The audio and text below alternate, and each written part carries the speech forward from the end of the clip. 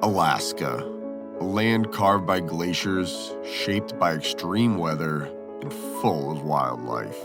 It draws people from every corner of the world in search of something rare, a deep connection with nature that simply can't be reached elsewhere. For us, this journey has been 4 years in the making.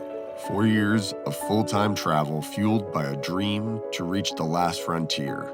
And now, after driving more than 6,000 miles, we're spending the summer immersed in one of the most awe-inspiring and unique states in the country, creating memories that will last us forever. So today's destination is PALMER, Alaska, which is 3 hours and 48 minutes according to GPS. We're gonna probably spend one night there and then head towards Anchorage for at least one night, even though Anchorage is not the safest place in the world. It is the largest city in Alaska, and we'll have all the provisions that we need before we post up in Seward for the next period of time. Goal is to be in Seward by Friday. Today's Monday, so honestly not bad. We have like, what would that be? 8 hours of driving, 7 hours of driving left? Yeah, we're gonna be in Seward probably by Wednesday or Thursday, knowing us. We're just crushing out the miles. The drive from the Alaskan border to Palmer is exactly what you'd hope for when coming to Alaska. Obscenely beautiful mountainous landscapes through giant glacial fields covered in snow as far as the eye can see. Ice-cold rivers cut through the tree-covered hillsides, providing the scenery we drove 6,000 miles to come and visit. I've said it before, and I'll say it again. Being behind the wheel, cruising through these once-in-a-lifetime landscapes is precisely where I want to be.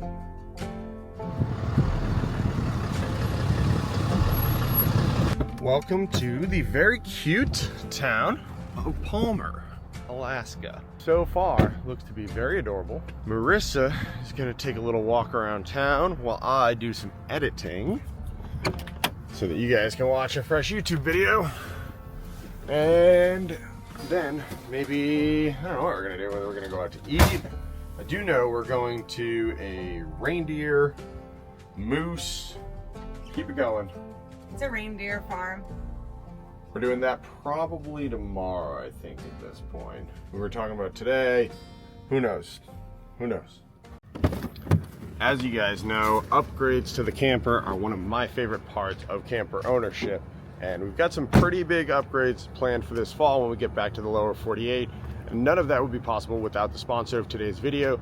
I have been spending tons of time on the phone with eTrailer, going back and forth about what 12-volt fridge can we fit in the truck. The goal is to try and get a 12-volt fridge to fit through this door, and because of eTrailer's in-depth schematics that they're able to provide me, I'll be able to discern whether or not a Norcold 12-volt fridge from eTrailer.com is going to fit inside of our truck camper's door, or whether I'm going to have to go through the roof or through a window, how I'm going to get the job done.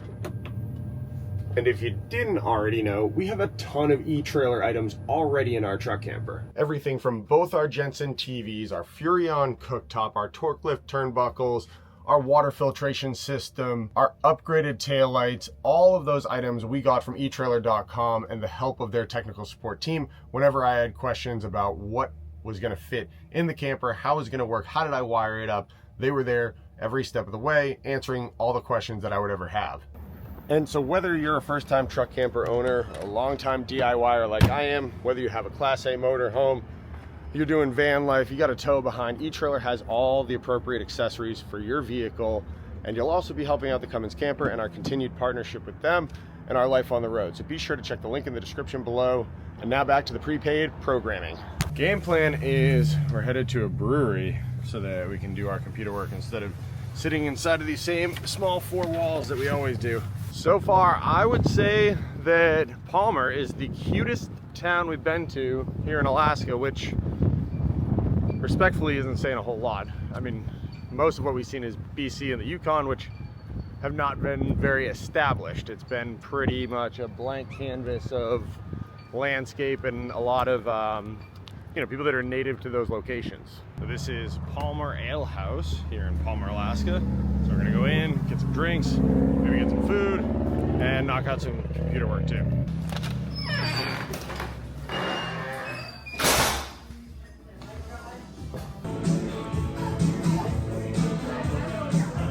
I ordered the ultimate Bloody Mary. It's got a slider, some bacon, pickles, olives, and it looks like a little frog. I'm so excited to try it.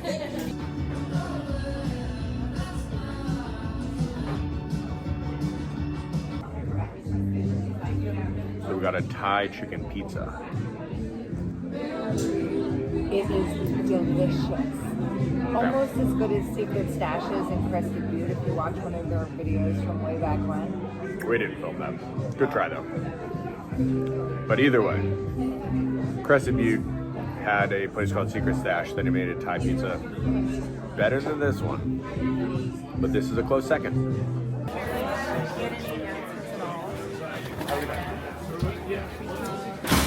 Thank you.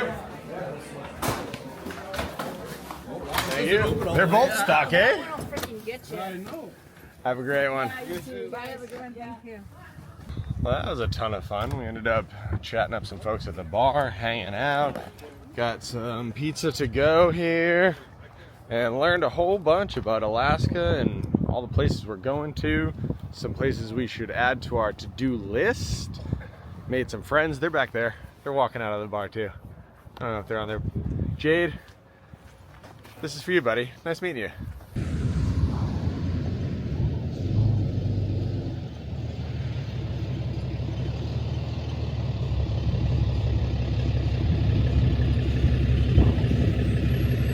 Check this place out. Right on the river, we got mountains in the background, mountains in the foreground, mountains on this side.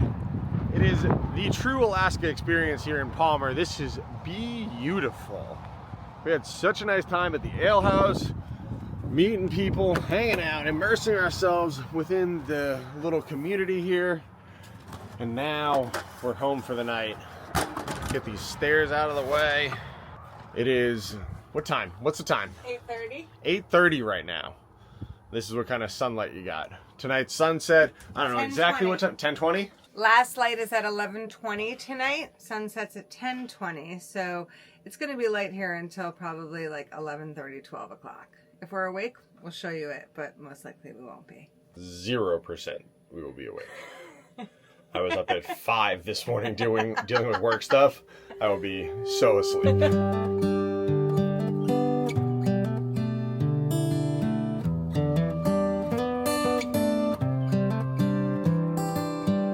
Good morning.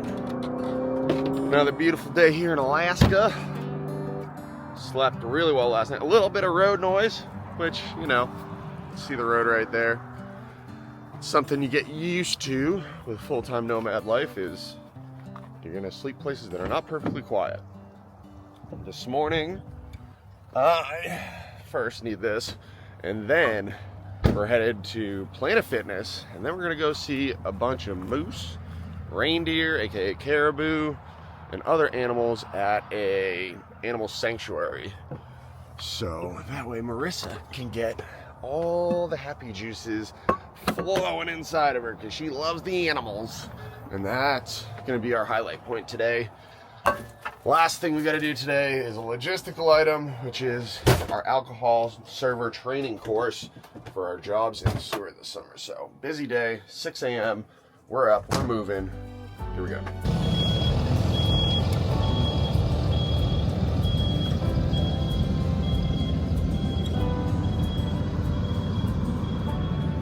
I decided not to film us at Planet Fitness or our alcohol class just to save you guys the agony of watching something boring.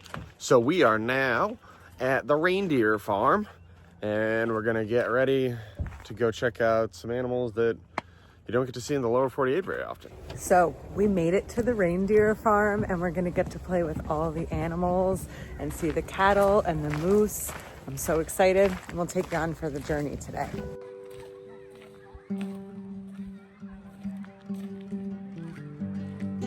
She's like an uncontrollable child on the move right now. Just 7 miles south of Palmer, Alaska, on 160 acres of historic farmland, is a place where wildlife and Alaskan heritage come alive. Welcome to the reindeer farm. This land served as a dairy farm in 1935 as part of President FDR's New Deal.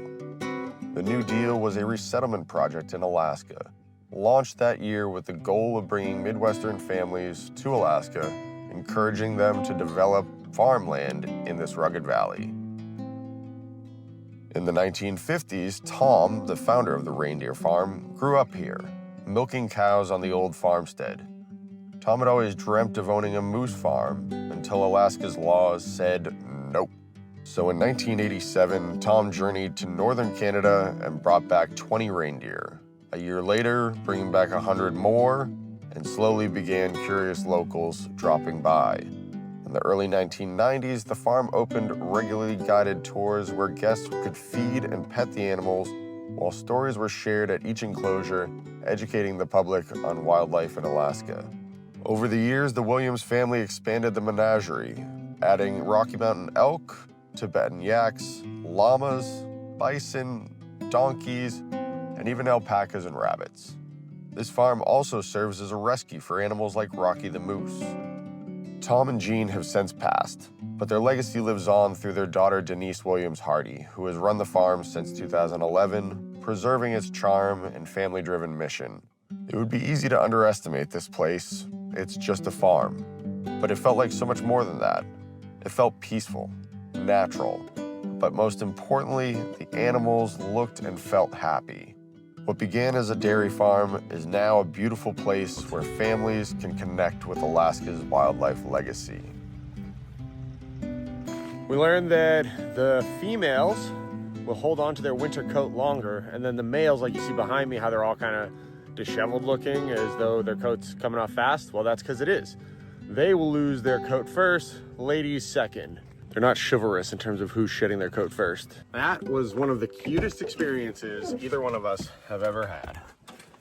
The amount of adorable animals was crazy. I had such a good time at the animal farm. It was everything that I was expecting and even more. The animals all seemed so well taken care of. Their pens were properly cleaned and they were having fun and playing. It was an awesome, awesome experience. So I highly recommend anybody that's in the Palmer, Alaska area, go check out the Reindeer farm. The final leg of our journey takes us from Palmer, through Anchorage, and out to the place we'll call home for the summer, Seward, Alaska. Seward is a stunning seaside town known as the gateway to the Kenai Fjords National Park, a rugged wilderness of towering fjords, massive glaciers, and some of the best whale watching in the state. Just outside of town, Exit Glacier offers one of the only road-accessible glaciers in Alaska, with hiking trails that range from easy walks to the challenging Harding Icefield Trail. Welcome to Seward, Alaska. We took our sweet time getting here the other day from Anchorage, made the long 2.5, 3-hour drive out of town to Seward, and did a handful of things upon getting here right away. First and foremost, set up a P.O. box. Number 2, set up a gym membership. Number 3, sign up for a kayaking tour here in Seward, and that is what we're doing today. We're taking you guys boating out in the bay that surrounds Seward, Alaska.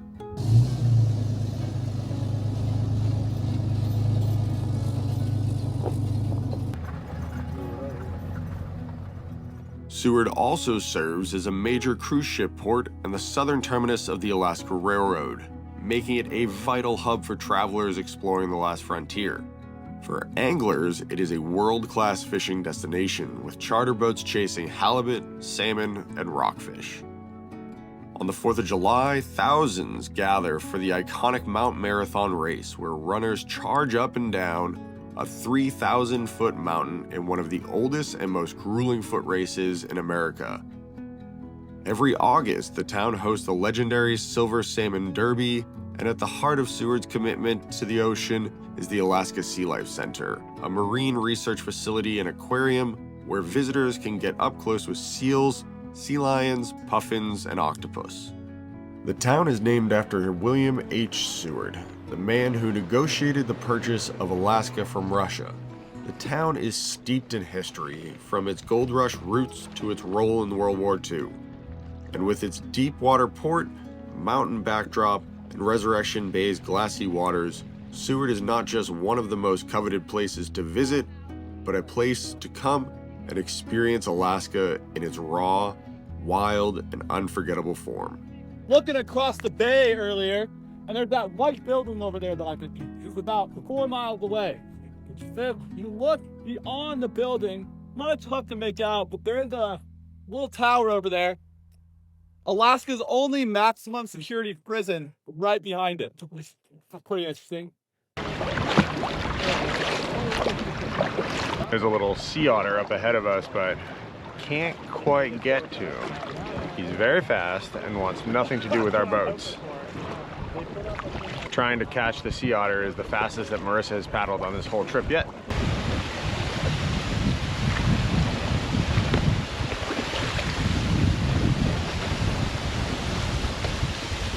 The waterfall is Marissa's second favorite part of this whole tour. Seeing the animals is her first favorite. I love wildlife and I love waterfalls. They make me happy. Sea otter. Sea otters are the largest member of the weasel family. They can be up 5 to 6 feet long, weigh over 100 pounds. So, you're talking about like medium-sized otters. These harlequin ducks, they're unlike a lot of other ducks. They don't make their ducks.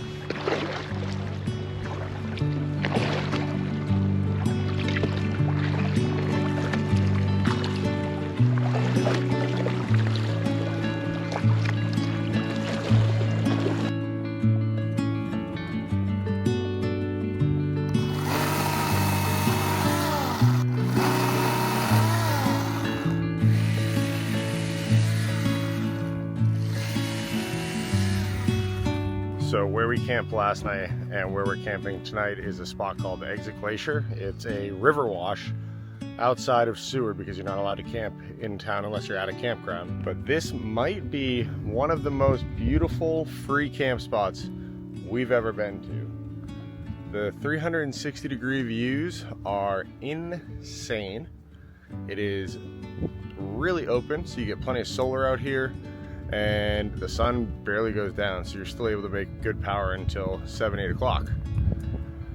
So we're just gonna get a little fire going here so that we can stay warm and toasty.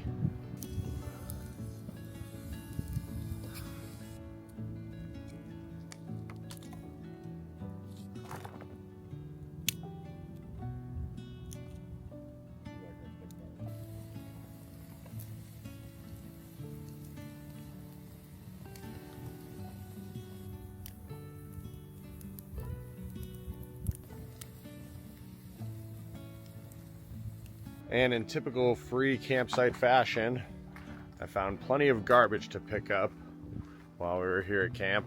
And we were looking around for firewood for ourselves. Every time I spotted some garbage, I made sure to pick it up. Not to sound like a do-gooder, but at the same time, like, decently important to raise awareness about picking up your own crap and making sure you don't make a mess of the world.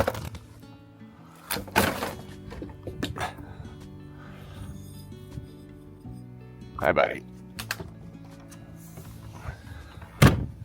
It's been a minute since I've flown that beautiful flag up there with us traveling through Mexico and then kind of just beelining it through the lower 48 and then being in Canada. First time I've flown this, I think, since we've been back from Mexico. So look at that view. That's a heck of a mountain with a heck of a flag on heck of a rig. Fire is kind of just dwindling down. Marissa's inside cooking us up some yum-yums. And we're probably just gonna eat dinner and relax. Do a whole lot of nothing for the rest of the night, which is standard issue around here. So tonight for dinner, we have chicken, mixed vegetables, white rice, and a green curry sauce. A little extra black pepper on there. Do you want any? No, thank you. Cooking things that are of Indian nature or a lot of Asian nature besides Thai. we are going to have only ourselves to create delicious cooking that is of that Asian ethnicity, because Seward doesn't have a whole lot of eclectic food. More seafood than you can shake a stick at, but if you want Chinese food, no chance. You want sushi, no chance. There's Zen sushi inside of Safeway. So it's grocery store sushi. That doesn't count. Marissa just tried to sell me on grocery store sushi counting as sushi in a town. I'm not counting that. I'm gonna eat it, but I'm not counting it. You can get poke bowls at that one bar. Tidewater Tap House.